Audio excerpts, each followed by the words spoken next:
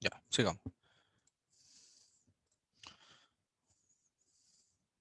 Entonces el peso molecular es 98 gramos por mol. 98 gramos por mol. ¿Qué significa estos 98 gramos por mol? Que son 98 gramos por cada mol, ¿no? Un mol pesa 98 gramos. Entonces hagamos esta relación. Un mol pesan 98 gramos, en realidad masa, término correcto. Son 98 gramos. Entonces nosotros necesitamos saber cuántos moles hay en 20 gramos. ¿Ya? Regla de 3, ¿no es cierto? Multiplicamos por cruzado y dividimos por el de arriba. ¿Cuánto sería el resultado?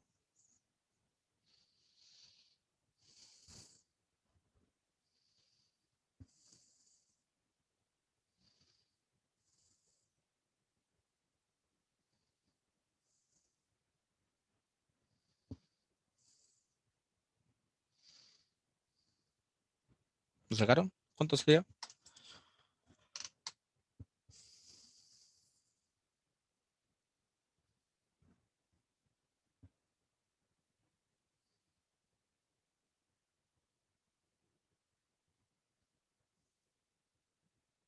0,2. Ya. 0,2 ¿qué? Mol, ¿no es cierto? 0,2 mol. Ya, entonces en 20 gramos tenemos 0,2 moles. Ahora necesitamos calcular la molaridad. Eh, la molaridad serían moles por cada litro de solución, ¿no es cierto? Entonces sería 0,2 mol dividido en los litros. En este caso no tenemos un litro, sino que tenemos 30 ml. Y eso es igual a 0,003 litros. Hacemos esta división y ¿cuánto nos da? Mm,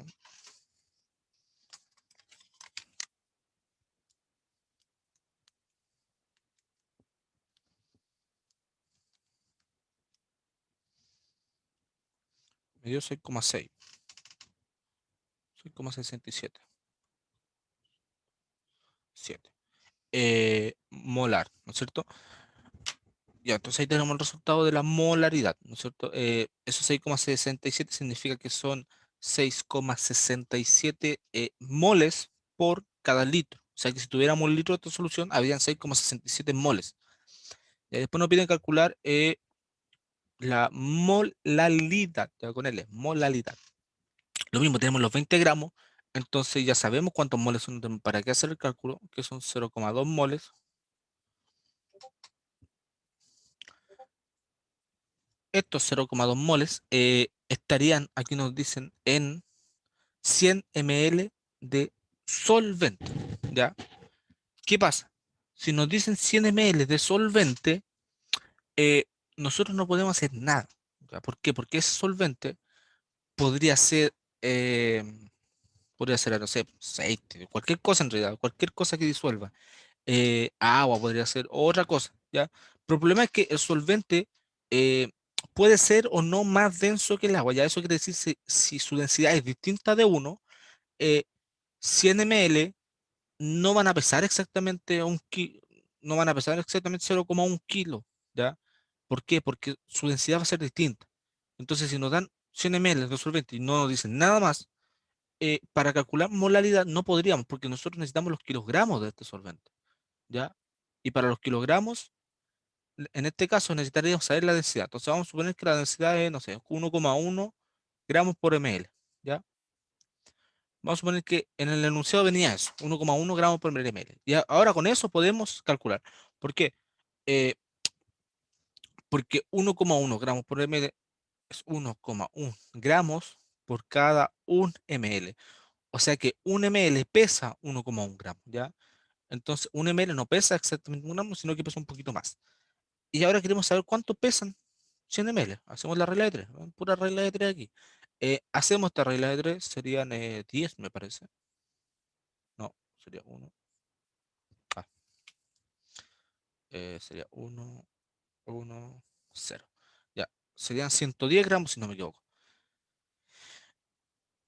Eso es lo que pesa en total es 100 ml, ¿ya? Con esa densidad, ya acuérdense que la densidad es una unidad de medida y nos dice eh, cuánto pesa una cierta unidad de volumen. En este caso estamos trabajando con mililitros, con ml. Entonces en total tenemos 110 gramos y esos son 0,11 kilogramos, ¿no es cierto? Si lo transformamos 0,11 kilogramos. Entonces estos 0,2 están en 0,11 kilogramos. Hacemos el cálculo y eso nos da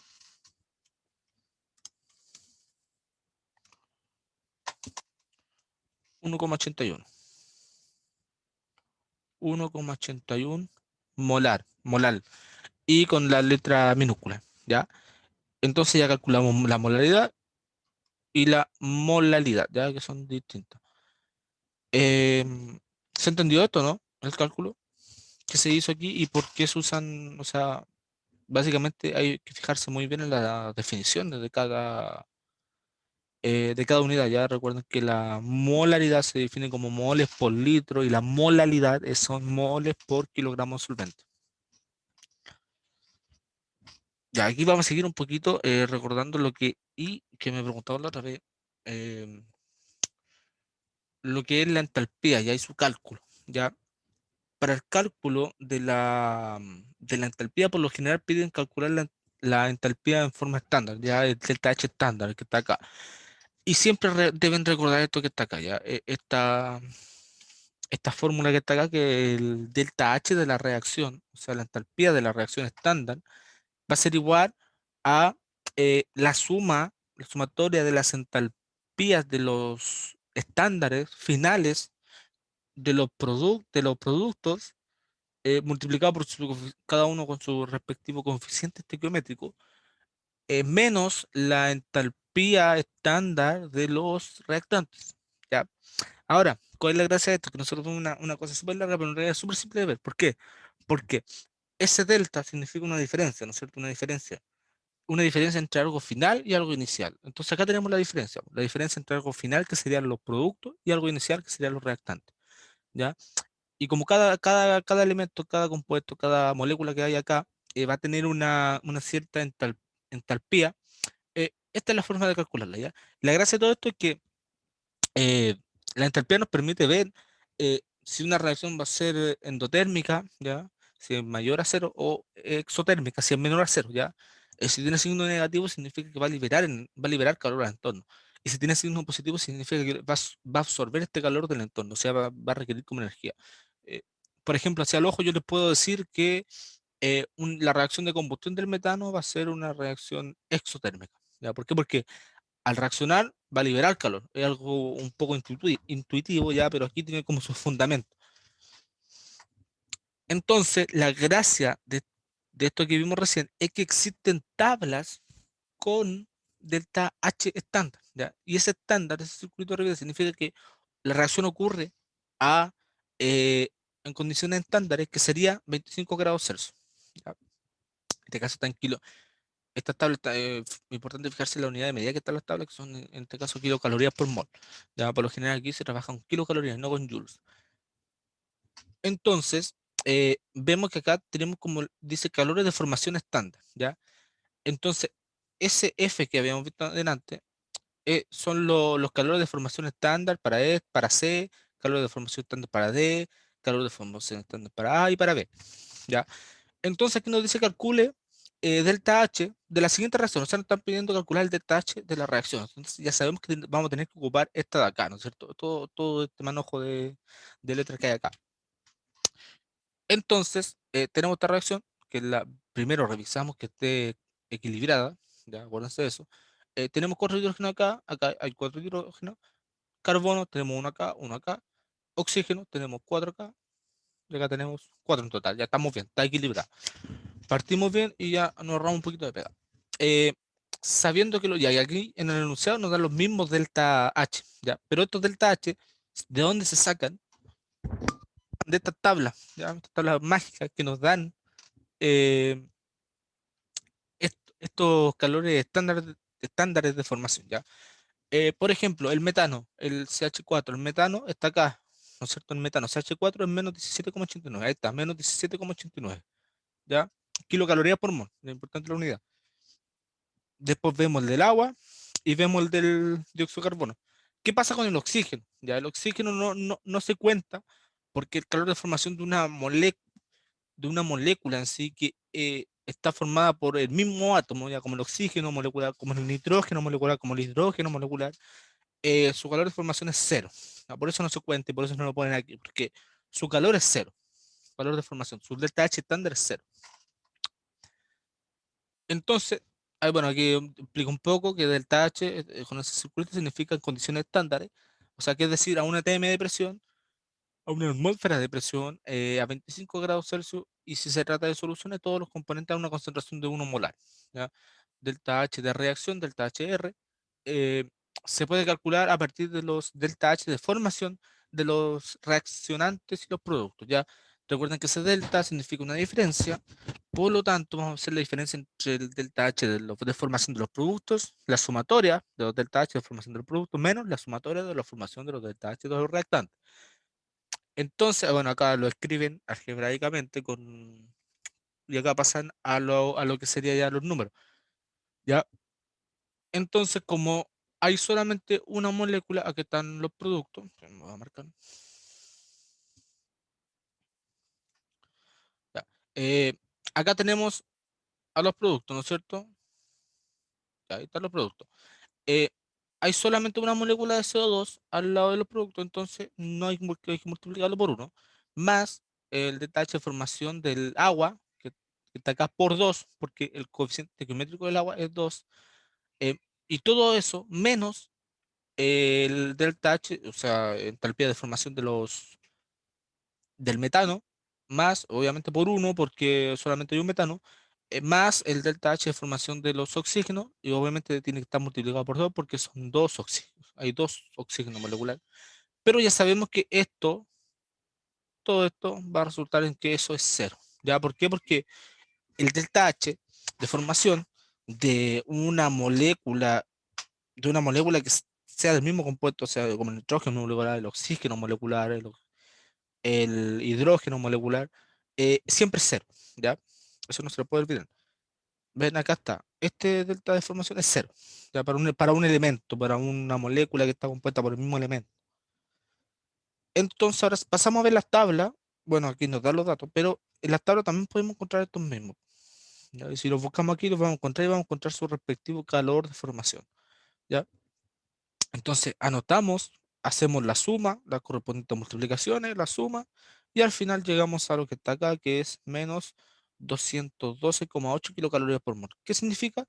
Significa que la reacción va a tener una entalpía de partida negativa. Ya esta diferencia de la reacción va a ser negativa. Entonces, ese negativo nos está diciendo que va a ser una reacción exotérmica, ¿no es cierto? ¿Por qué? Porque va a liberar calor. Esta reacción al ocurrir va a liberar calor. Y si se fijan, esta es la combustión del metano. El metano necesita, bueno, obviamente metano y oxígeno para ocurrir.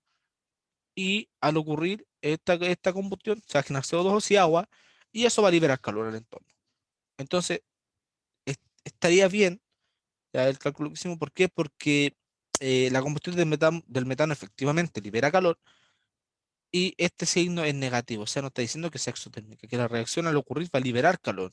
¿Cuánto calor? Aquí nos dice, po, va a liberar 212,8 kilocalorías por cada mol de este elemento que haya. ¿Ya? Eso con esto. ¿Se entendió más o menos, no?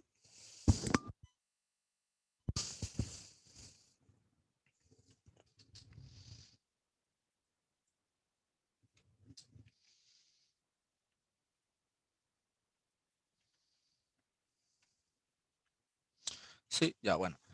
Eh, Esta tabla, si se lo ponen en una prueba, no le van a poner, o a lo mejor sí les ponen la tabla ya. Pues lo único que tienen que hacer es buscar el elemento y después seguir la ecuación que está, el orden que está acá, ¿ya?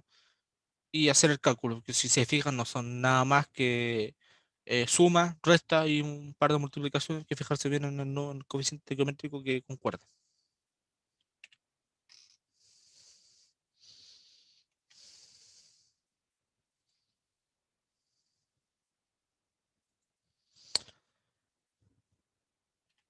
Entonces seguimos. Acá hay otro ejercicio, ya dice a partir de los siguientes datos. Ahí nos dan los elementos o compuestos, ¿ya?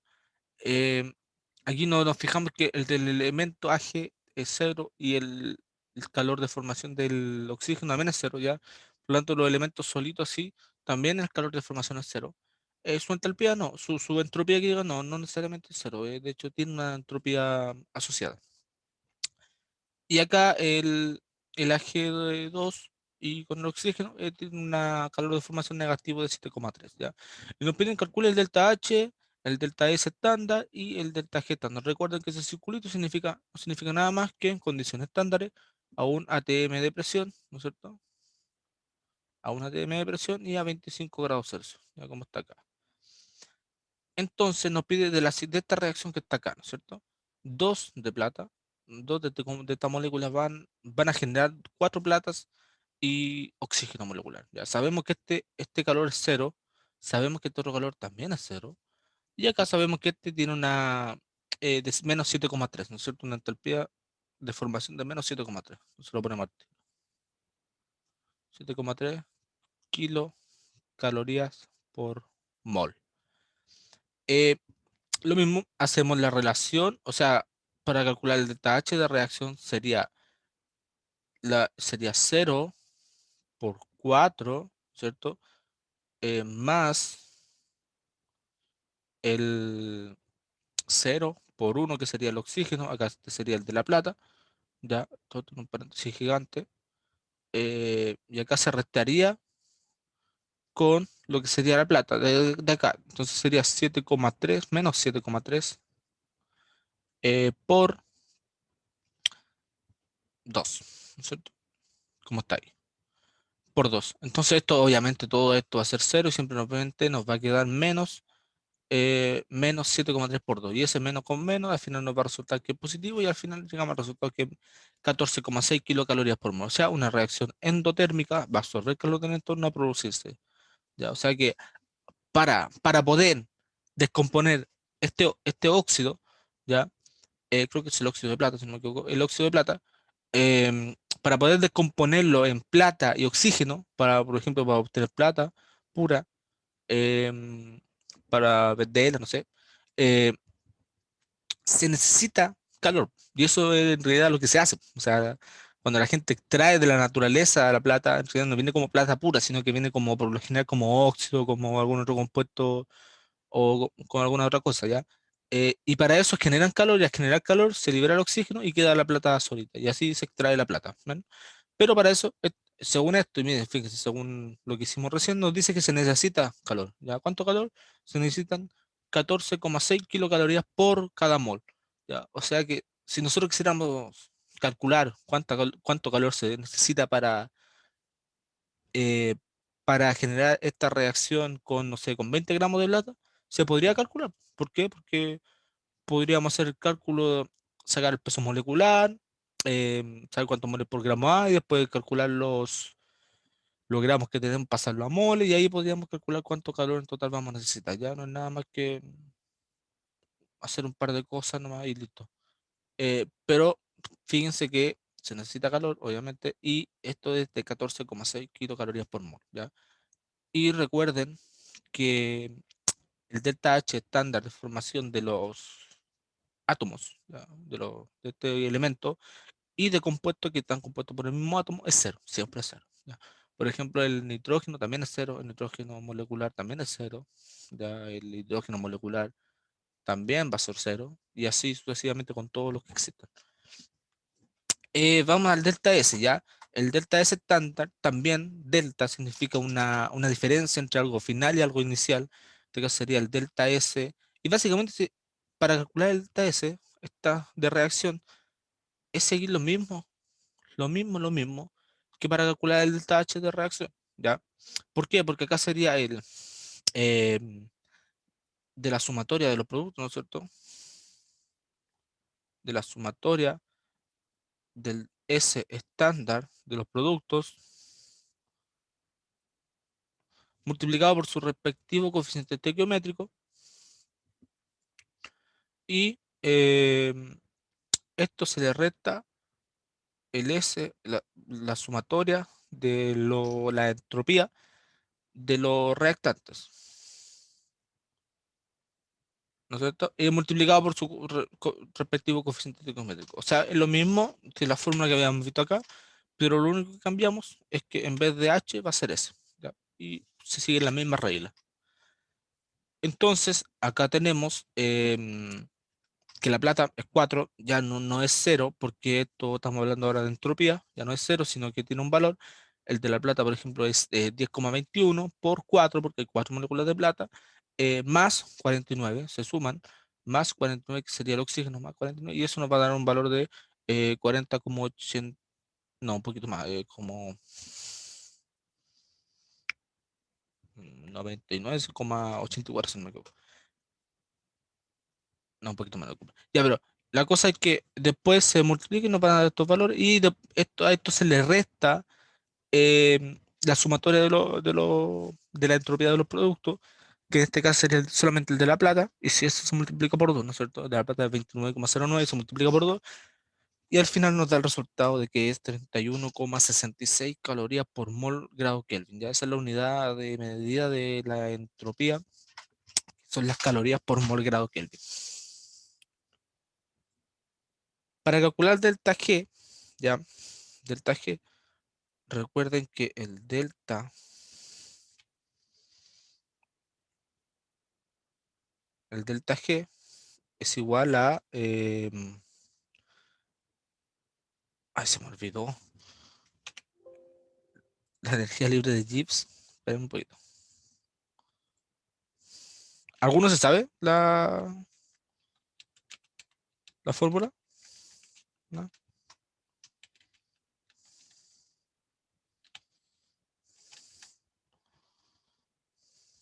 ¿No? ¿Nadie se acuerda?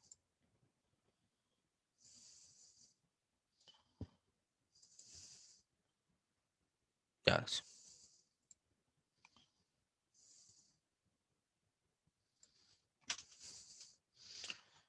Ya, no era nada H, era delta H. Ya, si es condición estándar, es todo en estándar, menos el delta S estándar por la temperatura. Ya, es así, así se define la energía libre de Gibbs. Ya, ¿para qué nos sirve eso? Para saber si una reacción es endotérmica, o sea, disculpe, para saber si una reacción es espontánea o no espontánea, recuérdalo. Entonces acá, para calcular, como ya tenemos el delta H de reacción, ya, eh, nos dio 14, lo ponemos acá, menos 298. ¿Por qué? Porque se trabaja acá en grados Kelvin. Ya no se trabaja con grados Celsius, sino que estos 25 grados Celsius los pasamos a Kelvin, o sea, hay que sumarle 273, eh, y eso en 298 grados Kelvin por lo que nos dio acá de la entropía, ¿ya? Y aquí cambia un poquito, ¿por qué? Porque aquí se pasa a kilocalorías por mol, ¿ya? Recuerden que acá estamos trabajando en kilocalorías, acá también deberíamos seguir trabajando en kilocalorías, entonces es un cambio de unidad nomás, ¿no? Nada más que eso.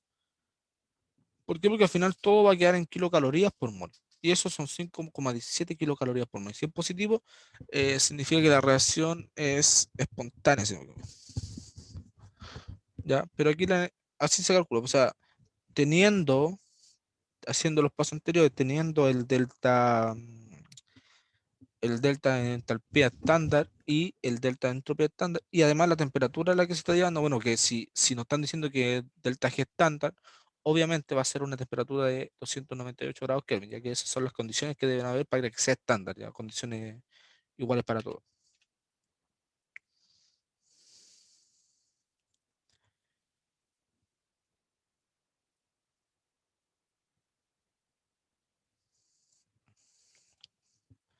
Y ahora hemos pasado a ver redox, ya, un poquito de redox que creo que no lo hemos visto, ya, y en una reacción redox son las famosas reacciones de óxido-reducción, ¿ya? Eh, un poquito. Las reacciones de óxido-reducción tienen un número, aquí dice, un número de oxidación asociado. Ya cada elemento, cada elemento, cada molécula va a tener un número de oxidación asociado. Eh, Esto corresponde al número de electrones que un elemento pone en juego cuando forma un compuesto, ¿ya? Eh, por ejemplo, un número de oxidación de 3 más significa que el elemento va a dar 3 electrones, ¿ya? Un número de oxidación de 2 menos, ¿ya? O negativo, menos 2 sería que el elemento al momento de entrar en una reacción redox va a recibir electrones, ¿ya? Claro, el positivo significa que ha perdido electrones, ya porque se le fueron electrones y quedaron más, más protones en el núcleo, entonces el átomo en su conjunto queda con carga más positiva. Y si es negativo significa que ha recibido esos electrones, por lo tanto van a haber más electrones que protones y eso ya no va a ser una molécula, un átomo neutro, sino que va a tener una carga negativa, ¿ya?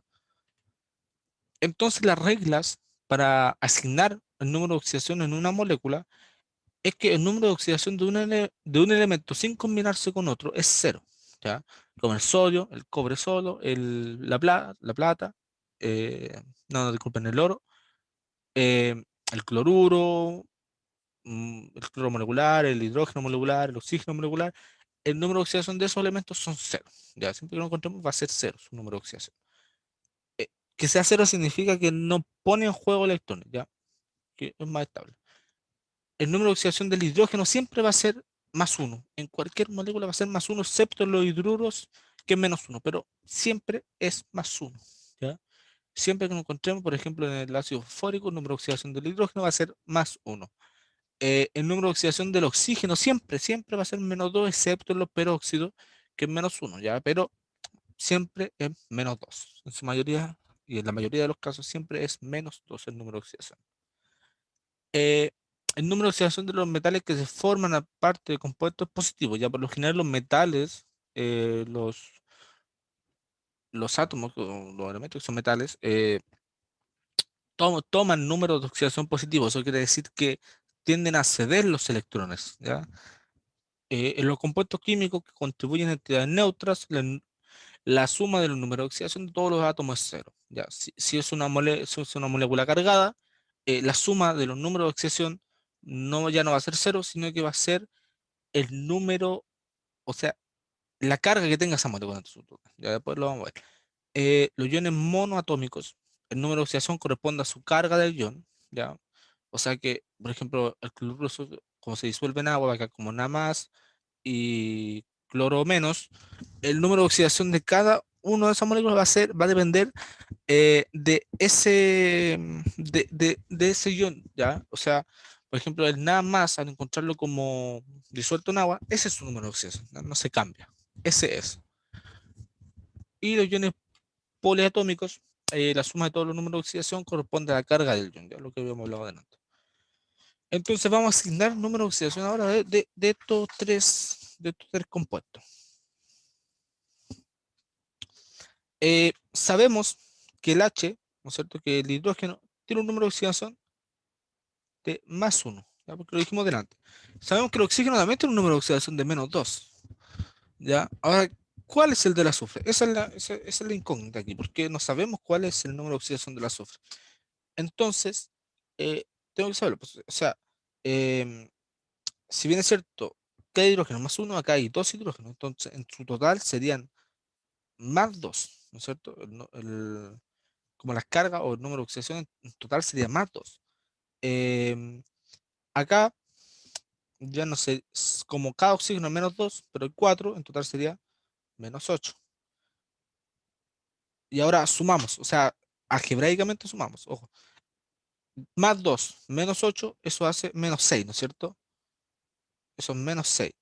Eso quiere decir que sin contar el azufre, tendría una carga de menos 6. Pero como elemento, el compuesto es neutro, lo que suma, lo que aporta el azufre, tiene que ser suficiente para contrarrestar este menos 6. Y eso sería más 6, ¿no es cierto? Por lo tanto, el estado de oxidación del azufre en este compuesto es más 6. ¿Se entendió o no?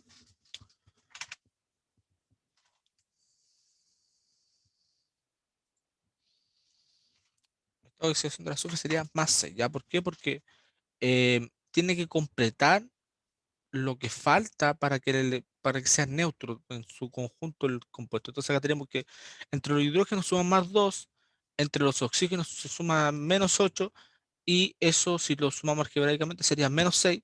Por lo tanto, el azufre debería tener una carga +6 para lograr contrarrestar el efecto de los demás átomos y poder y que este compuesto sea neutro, ¿ya?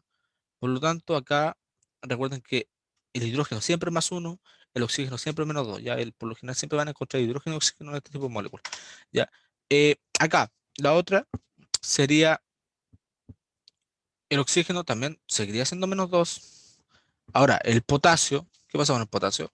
Eh, si bien es cierto, no lo mencionamos antes, pero lo que pasa con el potasio es que su valencia es 1, ¿ya? Tiene solamente una valencia y eso es 1. Y además es una valencia positiva de 1, ¿ya? O sea que el potasio también va a poner siempre en juego solamente un electrón y siempre su estado de oxidación va a ser +1, ¿ya? Al igual que el hidrógeno, siempre va a ser +1. Eh, ahora, hay dos potasios, por lo tanto sería en total suma +2. Eh, hay, hay 7 oxígenos, entonces en total sumarían -14. Hacemos la suma algebraica y eso serían -12. Y el cromo en su conjunto debería sumar -12, ¿no es cierto? Pero ¿qué pasa?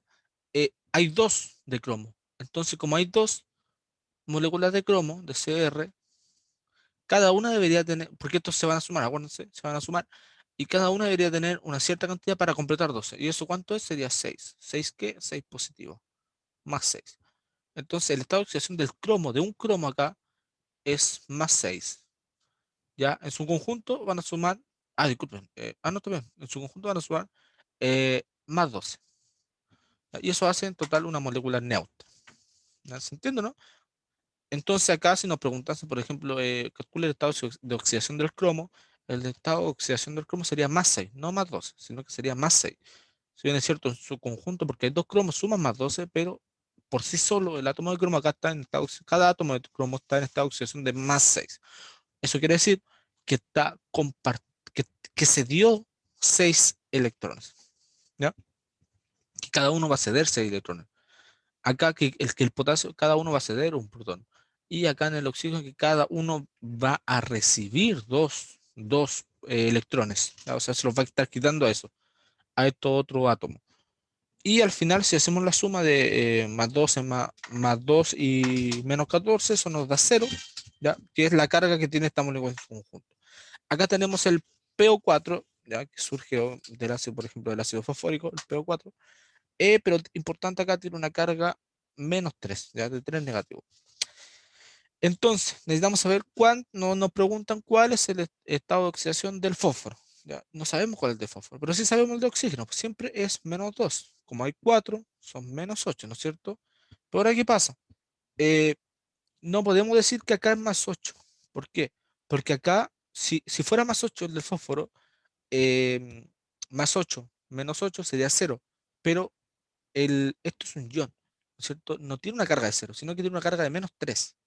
Entonces, como tiene una carga de -3, la suma algebraica de los estados de oxidación de cada átomo eh, tiene que ser -3. O sea que aquí sería vamos a poner X al de fósforo, ya. Vamos a poner X más -8 en total, tiene que ser igual a -3. Entonces despejamos, hacemos despeje, esto sería 5. X igual 5. Por lo tanto, el estado de oxidación sería +5.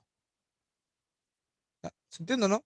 ¿Por qué? Porque +5 -8, ¿cuánto es? -3. Y ese -3 es lo que queda, este numerito que queda acá, que nos está indicando que es un ion que aceptó 3 electrones, que tiene 3 electrones más. ¿No es cierto?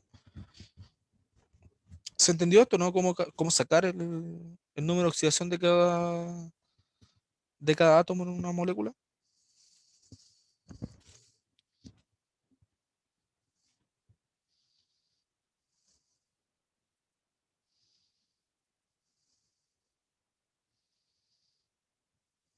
¿Aló? ¿Se entendió o no?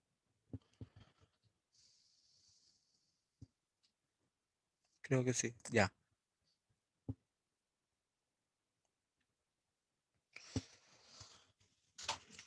Ya, pero siempre es importante que recuerden que existen átomos que tienen su estado de oxidación definido y siempre que lo encuentren va a ser el mismo. ¿Cuáles son esos? Por ejemplo, el hidrógeno. El hidrógeno siempre más uno, el oxígeno siempre menos 2, el potasio siempre más uno, el cloro siempre menos uno, ¿cuál otro? Ah, no, cloro ya lo puse. Ya, pero la cosa es que existen varios que tienen solamente una valencia y por lo tanto siempre van a poner en juego la misma cantidad de electrones. ¿Ya? Pero por lo general, estos son como los más comunes de encontrar en las moléculas. El hidrógeno y el oxígeno son los que más sirven para calcular los números de oxidación de los que no se conocen o que tienen más valencia. Ya que, por ejemplo, el cromo se podría, no sé, pues, combinar con alguna otra molécula y daría un estado de oxidación distinto. Entonces podemos encontrar distintos estados de oxidación del cromo en distintas moléculas. Ya, por eso es que se calculan de esta forma en base a los que ya conocemos, ya, como el potasio, el cloro, el oxígeno, el hidrógeno.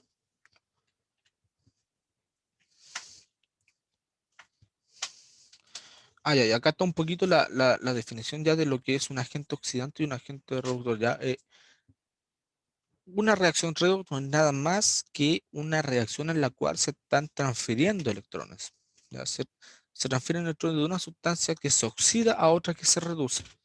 ¿Ya? Entonces, la reacción de oxidación es ceder electrones y la de reducción es aceptar esos electrones. El agente oxidante es quien cede los electrones, ¿ya? Y el agente reductor es quien acepta esos electrones. ¿Ya? Después creo que es una definición.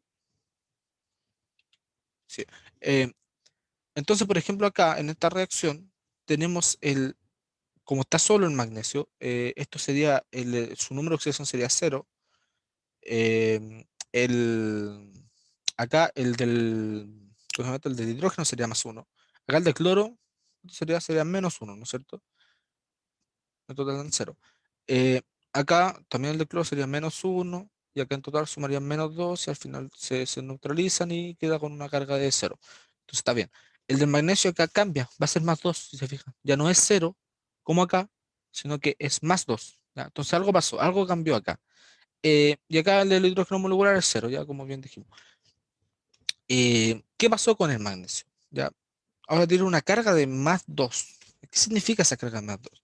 Significa que el magnesio de su última capa de electrones perdió electrones. ¿Cuánto perdió? Perdió 2 electrones. Porque recuerden que en un átomo neutro la cantidad de electrones y la cantidad de protones es igual. ¿Ya? En cambio en un ion es diferente. ¿Por qué? Porque en este caso el magnesio, este número de estado de oxidación más 2 significa que perdió 2 electrones. ¿Ya? ¿Y por qué perdió? Porque ahora se los cedió al cloro y lo está compartiendo con el cloro. ¿Ya? ¿Se entiende, no? Entonces, de estar cero, de estar tranquilo aquí, pasó a estar compartiendo electrones y en este caso siempre va a haber uno que cede y otro que acepta. Entonces, en este caso el que cede los electrones es el magnesio, ¿ya? Porque de estar de cero pasó a más 2, o sea, perdió 2 electrones y ¿a quién se los cede? Al cloro. Entonces, mi agente oxidante sería el magnesio, mi agente oxidante, y mi agente reductor sería esta otra molécula, el agente reductor, que sería la que contiene el cloro. ¿Ya? Entonces acá ya está la definición un poco más formal, que agente reductor,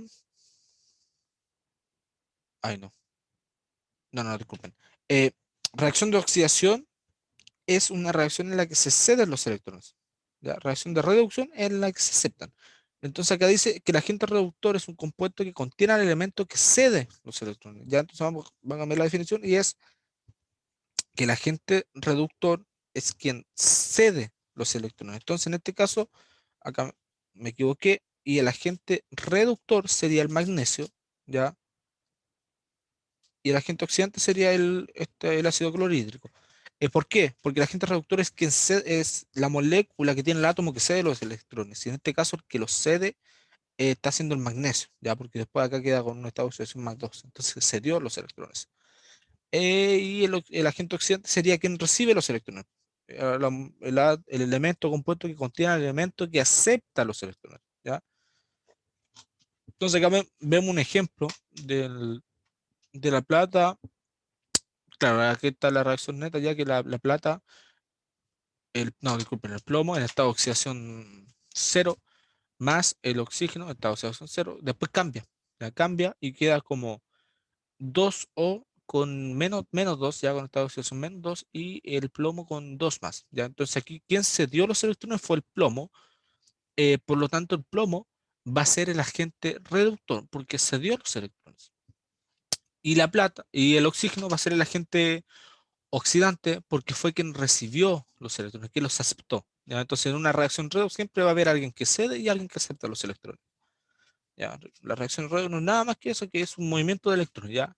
Y el agente reductor, es importante esto porque, eh, bueno, aparte de ser el fundamento para las pilas galvánicas, ya las pilas que utilizamos o que se utilizaron en su tiempo harto, eh, es un poco intuitivo y difícil de entender. Eso a mí me costó mucho.